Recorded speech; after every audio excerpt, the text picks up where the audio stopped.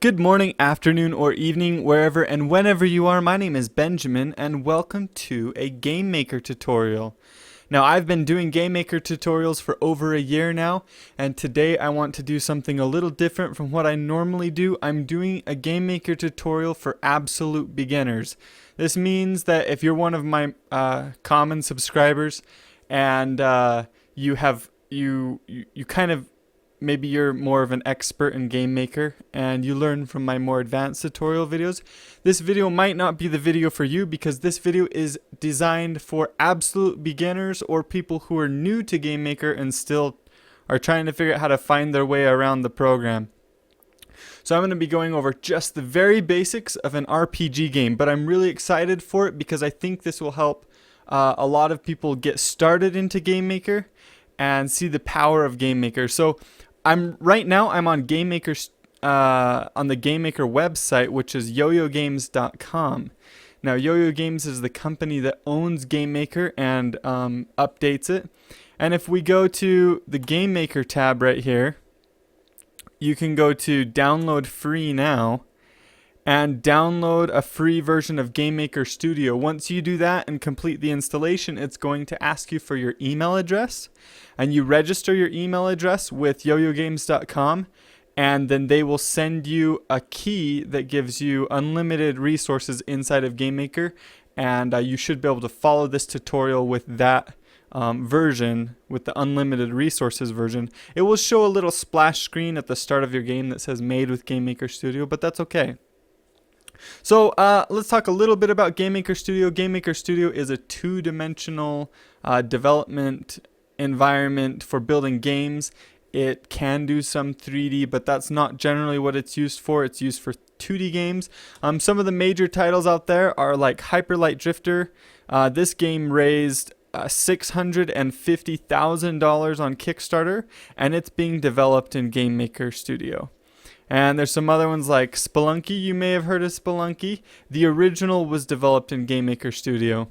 And Death's Gambit, which is a game that I'm kind of excited for. This is being developed in GameMaker Studio. I guess it's kind of a Dark Souls game. So there you go. Those are some big titles that are being developed in GameMaker Studio. So go to yoyogames.com and download the GameMaker file and install it. You can pause this video right now while you're doing that. Okay, now that you've got GameMaker Studio installed, we're going to open up GameMaker, and hopefully it'll open up here. There it is. And then we're going to go to the new tab right here. This is just your welcome screen. It gives you some different information. There's tutorial videos right here, demos, release notes on updates and stuff like that. I'm using version 1.4.1567, but probably as long as you're using a pretty recent version, you'll be good and everything will work for you. If you're using an older version of GameMaker, some things may not work. You may have to modify. So try and get the most up-to-date version. It's free. Now what we're going to do, we're going to go to new project, and I'm going to name this RPG Basics. Okay? And I'm just creating it in my downloads folder, but you can create yours in a better spot than that. Maybe create yours in documents or on your desktop. So I'm creating this. Yes, I want to overwrite.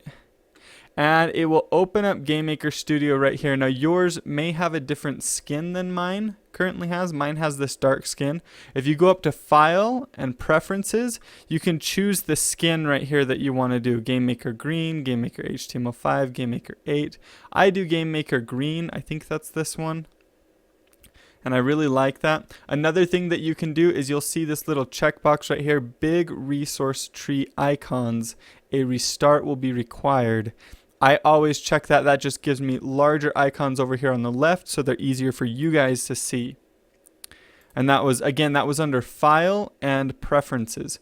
Now, inside of GameMaker, there are a lot of different resources here you can see that you'll be using in your game. There's sprites, and those just are basically the pictures of your game characters. And so, your character could look like Mario. You would create that in the sprites section. There's sounds, backgrounds, which will go inside of your levels. Paths, we're not going to talk about paths really. Scripts, we won't talk about scripts right now yet either. Shaders, Fonts are for any text in your game. Timelines, we won't talk about those yet. Objects are really important. Objects are what run the code of your game and make everything work. So you actually assign the sprite or the image to the object, and then the object makes everything work. Rooms are the most important because you can't have a game without a room. That's your level. They call them rooms, but it's basically just your level. And then included files, extensions, and macros. We're not going to talk about those either. So the very first thing we're going to do in this tutorial is we're going to create a new sprite because we need some sort of an image to represent our game character. So come up here and there's this little Pac-Man icon right here. You can click on that Pac-Man icon and it's going to create a new sprite for you. Now I generally give anything we create over here on the left hand side is going to be called a resource, and this is called your resource tree, and this is kind of the work area right here. When we created that sprite, it came up with a new window right here, and you can have multiple windows open at a time, but this window has information on that sprite, like for example its name right here. We don't want our sprite to be called sprite 0 because that is meaningless. We won't have any idea what that's going to do. So let's change this right here. I'm going to call it SPR underscore player, and that's all lowercase. And the reason I'm naming it that is because SPR stands for sprite, because we may have an object in our game that is also named player, or we may have some other thing that's also named player. Most likely it's just going to be an object, but because of that we want to make sure that we are naming them differently and the names don't conflict, because if you get conflicting names it will ruin your code and your game. So we've created this sprite SPR underscore player. Now GameMaker has a built-in sprite editor, and if we do edit sprite, it's going to open up GameMaker's built-in sprite editor. Now we need to press the new button up here to create the image that's going to be assigned to the sprite. And we're just going to leave it 32 width and 32 height. That's measured in pixels. And you can see it creates a little image here of this little box. But this image right here doesn't actually have anything in it. It's actually just transparent. So we're going to double click on it, and it's going to open up kind of a paint editor like in Microsoft Paint. And you can zoom in by scrolling in like this. Now what we're going to do for this sprite is we're going to use basic filler sprites in this first game. And a filler sprite is just, it's not going to be the finished product. This is just temporary so you can start programming the game. And then actually in later videos, because I'm going to do a whole series for this, so be sure and check that out. In later videos I'm going to be doing some different sprites and giving you guys those sprites that you can use. But for now, I'm just gonna select this blue color right here and hit the, I'm gonna come over and click this paint option and fill this in, and we're gonna have, that's our player, is that blue sprite. Okay, so that's looking really good. Got everything we need to do, and we're not gonna worry about anything else inside of this. We're just gonna press OK and save our game. So great, you've got your first sprite. We're going to create one more sprite for this RPG game, because the basics of an RPG, we're going to have a character that can move around, and we're going to have walls that keep the character from, going everywhere. So we're going to create another sprite. Click on the Pac-Man. Actually, you know what? In this series, I'm going to be doing what are called mini challenges. So what I want you to do is, this is a mini challenge. You're going to create your own sprite for the next object, which is going to be a wall, and it's just going to be the same thing we did, only do it maybe black or gray. Whatever you want to do to represent the wall, do that. You can pause the video right now and go do that on your own. Okay, hopefully you've unpaused. I'm going to show you how I would do it, just in case you ran into something along the way. But let's create a new sprite right here. We're going to call this sprite wall. Give it a new name. I'm going to edit the sprite. I'm going to create a new one. Do 32 by 32. Okay, that looks good. I'm going to double click on this, come inside of here, and I'm just going to get a gray color and fill it in. That's going to be the wall. Actually, I'm going to do a darker gray just so I can see it. And then press the green check mark, and OK. Now I've got a sprite for the player and a sprite for the wall. Awesome. Now what our game needs is it needs some objects so that these sprites can actually do things in the room. So we're going to come up here. There's this little circle right here, and clicking on that will create a new object for your game. So we're going to click on that little circle and it creates a new object. And look, you can see it pops up with the window over here in the work area and creates a new resource over here in the resource tree.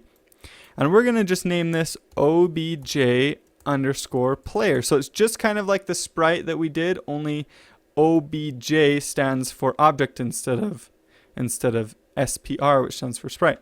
Now we can click on, you can see there's a section under here where it says sprite. And this section is what tells GameMaker what sprite is assigned to this object. So we're going to select that and then select our player sprite. And you can see over here on the right, we get this, our object now has that sprite assigned to it. Over here on the left, I mean. Now that we've done that, we can press OK, and we're done creating that object and assigning the sprite to it. So we got another mini challenge here. I'm going to ask you to create another object and assign the wall sprite to it, and do that all on your own. So you can pause the video right now and do that.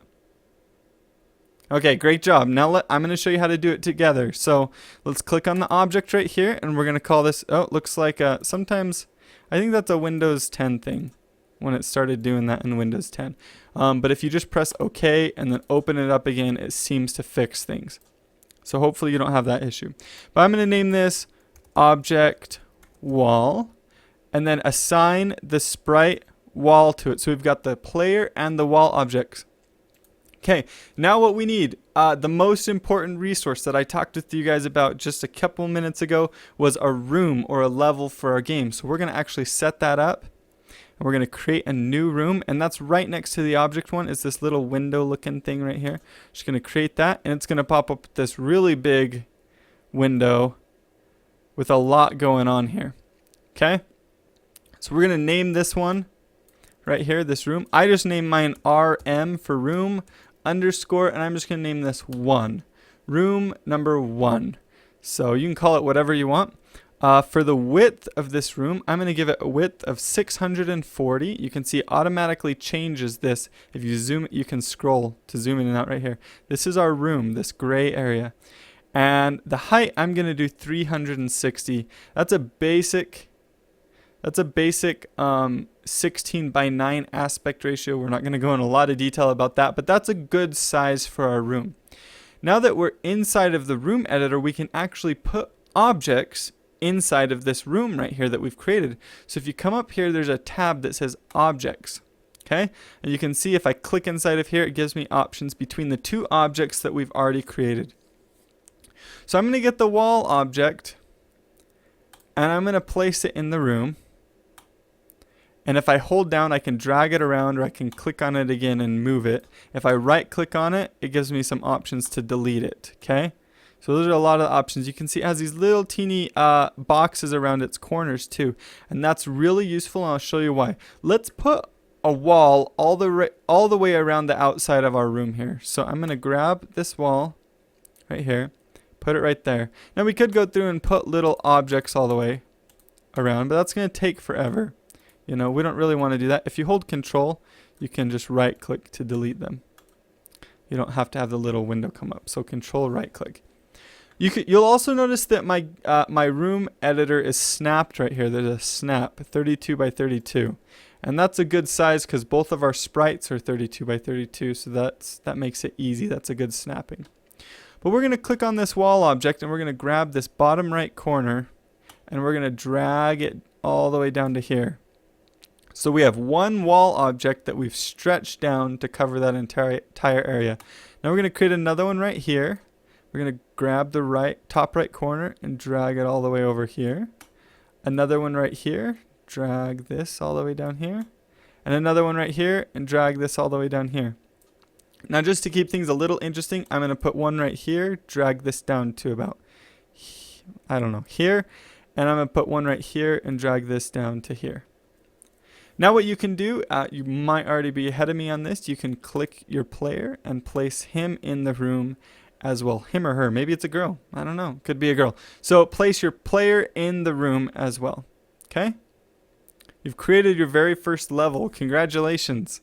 Now we can press the green check mark and save our game again.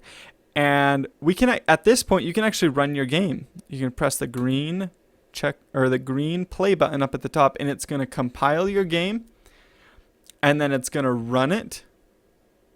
Whoops, I've got mine set to HTML5. Sorry, up here at the top you can have a target that you want to set it to. You'll want to set yours to Windows. Okay? Because you have to, those actually cost money if you want to do any of those. Okay, so we've got our little game here, and nothing happens though. We can't do anything. It just shows the game, our players in the room, and nothing happens at all.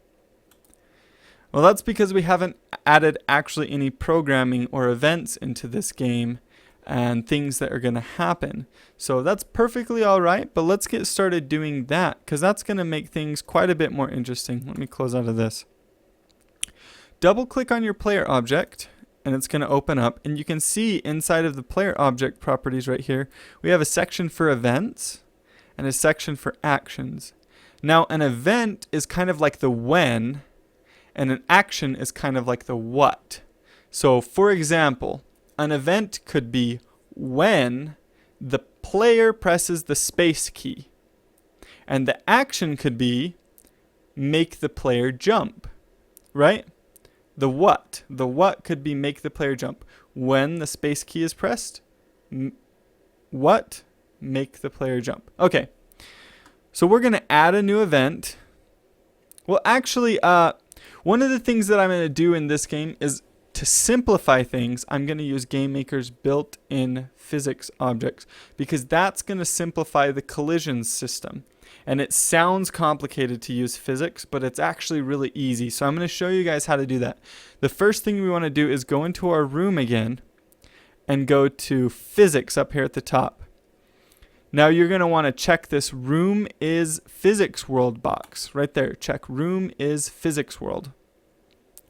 And then we're also going to check, and then you'll see here they've got gravity. You also want to set both of these to 0.0. This one starts out at 10.0.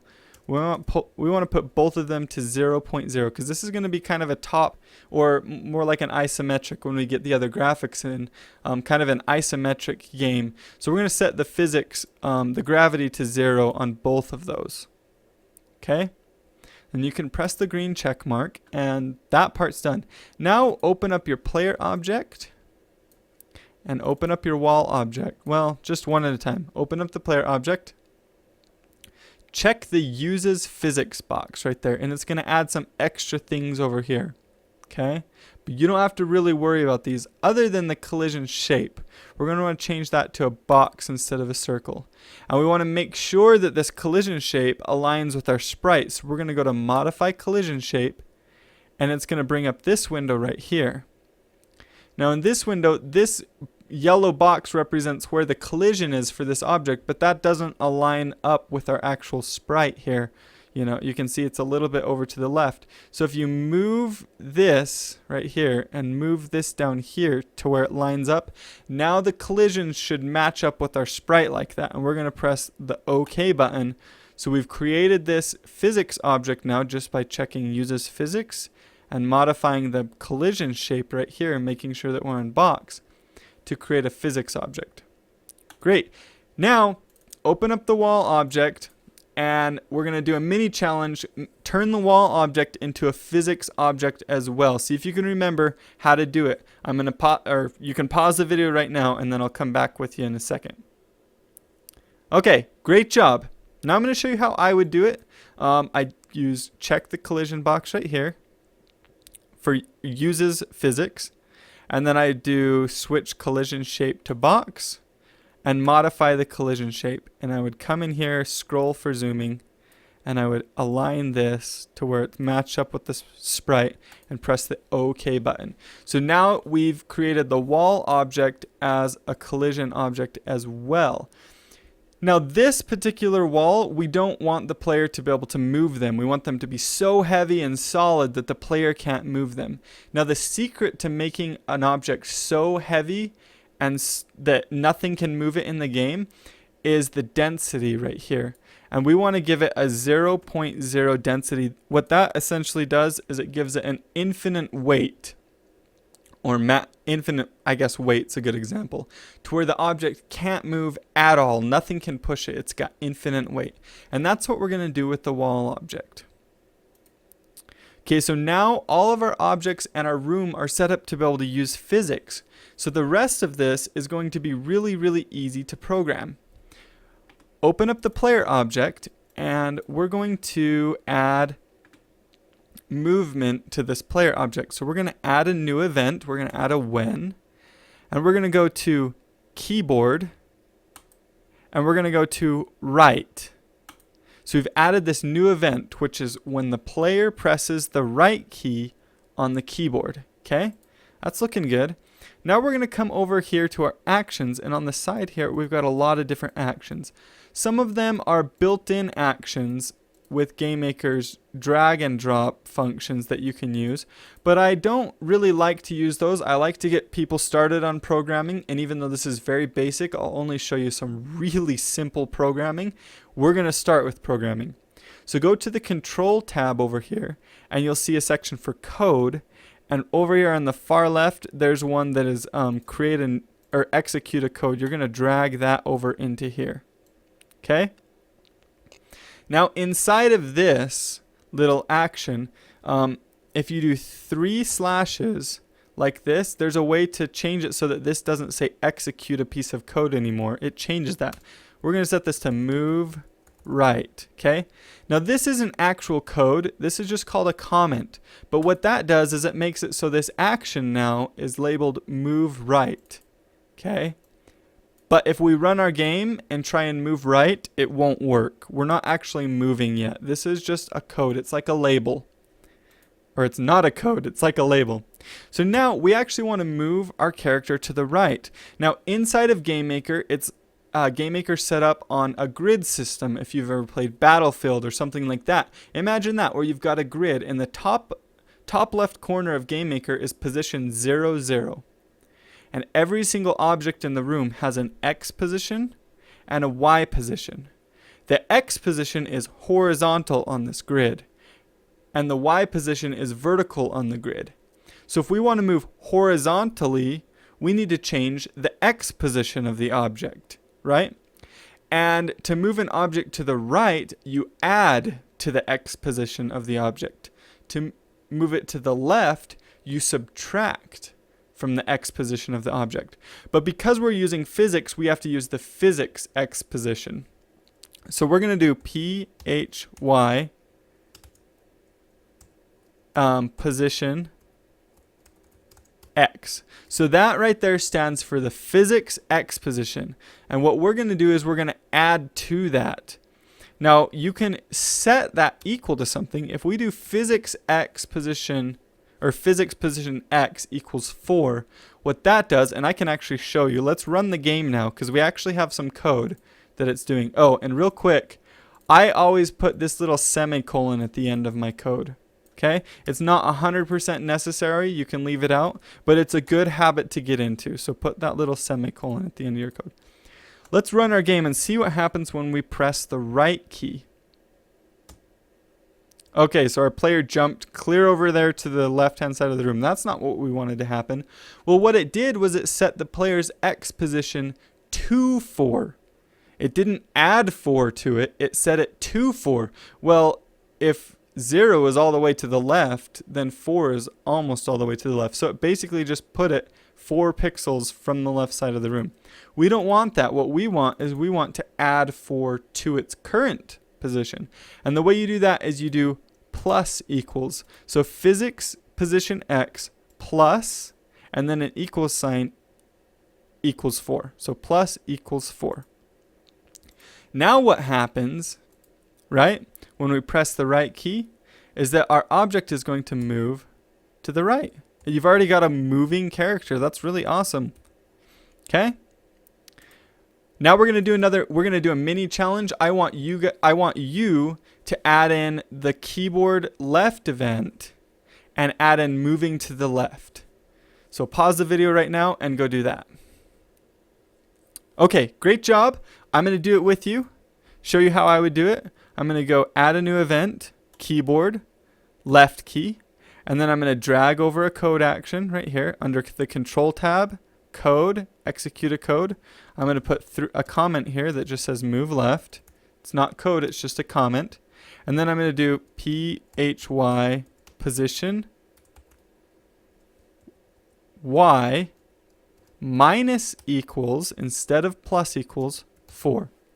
So if you weren't able to figure that out, that's okay, because it was a little bit tricky, but hopefully with my help you were good. Now what we're going to do is we're going to quickly add in up and down as well. So let's do add event, keyboard, up, drag over a code, name, I'm going to do the / there, move up, okay? Now, the Y position in GameMaker is opposite of what you would think. Up is actually negative and down is positive. So with the X position, right to the right is positive and to the left is negative. But with up, it's a little bit different from what you would think. Up is negative, down is positive. So we're going to do physics, position, position y minus equals 4. And actually, I just realized that I made a mistake, and this is a really easy mistake to make. So if you did it too, that's okay. Let's go back into our left event right here and open up this code action. You can see I used physics position y. Y is vertical. That's not going to work. We want to use x. X is for horizontal movement.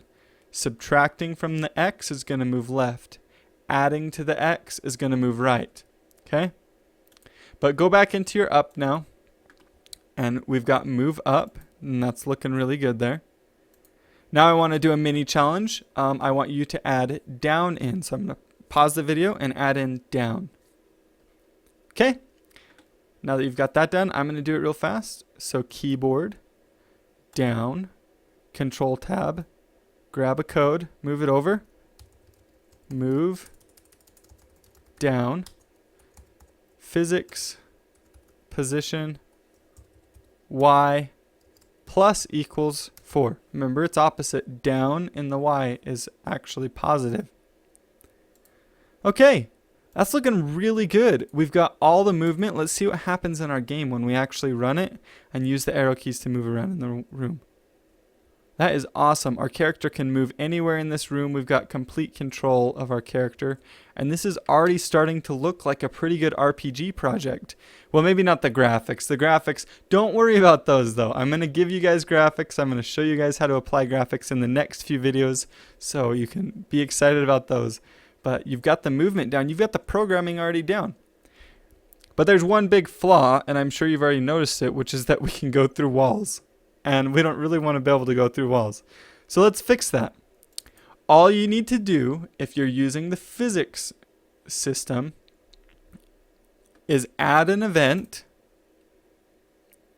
add a collision event with the wall inside the player. So the player has a collision event with the wall.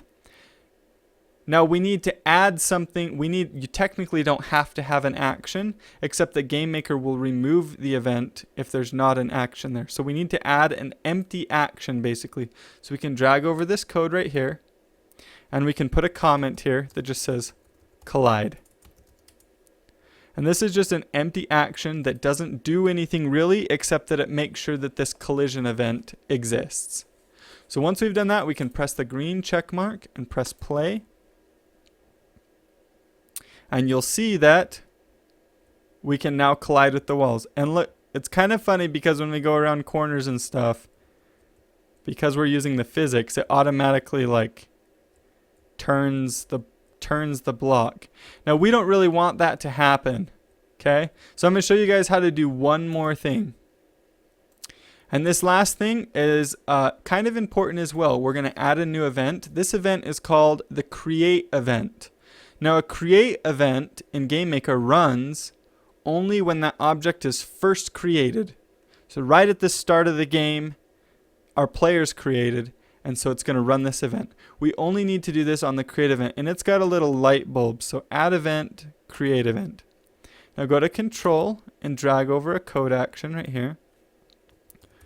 And we're going to call this create event set fixed rotation. So now we need to set the rotation so it won't rotate when it goes around corners and stuff like that. You just do physics fixed rotation,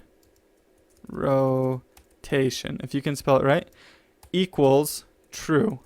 Okay, so we're just setting the fixed rotation, which means you can't rotate, equal to true.